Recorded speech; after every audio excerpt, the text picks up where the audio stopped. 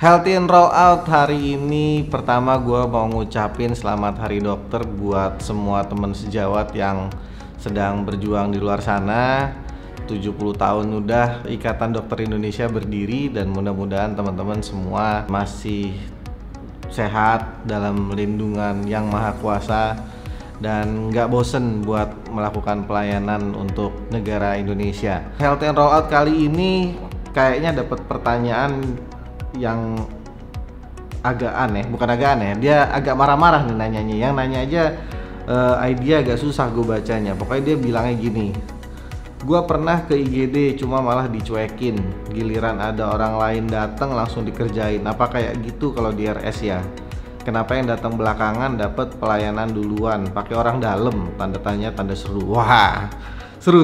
Jadi berhubung ini lagi peringatan 70 tahun Ikatan Dokter Indonesia berdiri, gua ngomong agak komprehensif. Pertama, mungkin memang dari warga negara atau masyarakat kurang terdidik, itu memang dia males mencari tahu atau selama ini nyari tahu tapi ke tempat yang salah.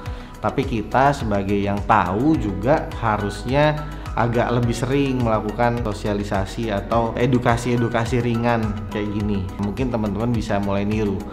Jadi buat orang yang namanya agak susah gua baca, yang dia kayaknya dicuekin di UGD, sebetulnya mungkin nggak dicuekin. Jadi gini, kalau lu datang ke UGD rumah sakit, lu akan ngeliat biasanya di lantai itu ada stiker atau ada cat yang dibikin dalam 4 warna. Ada warna hitam, hijau, kuning, merah. Nah, ini namanya adalah sistem triase. Sistem triase ini memudahkan kita para tenaga medis, mau itu dokter, perawat atau bidan, dalam mengelompokkan pasien menurut tingkat kegawatan mereka, kegawat daruratan mereka. Nah, kalau misalnya pasien yang ambil contoh misalnya datang karena penurunan kesadaran, misalnya pada kasus stroke pecah pembuluh darah atau pada serangan jantung, itu dia akan dapat ruangan atau kelompok di garis merah, maka harus ditangani dalam hitungan waktu 0 menit. Nah, pasien kayak gini nggak bisa ditunda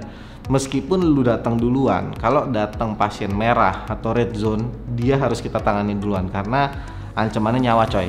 Kalau misalnya ditunda, justru gua tenaga medis yang lain itu ngelakuin kesalahan. Nah, kalau misalnya pasiennya datang itu ya kondisinya so-so, memang perlu perawatan sedikit di rumah sakit, taruhlah misalnya kita harus pasang infus karena ngisi cairan ulang, misalnya pada kasus diare, tapi pasiennya nggak butuh rawat inap.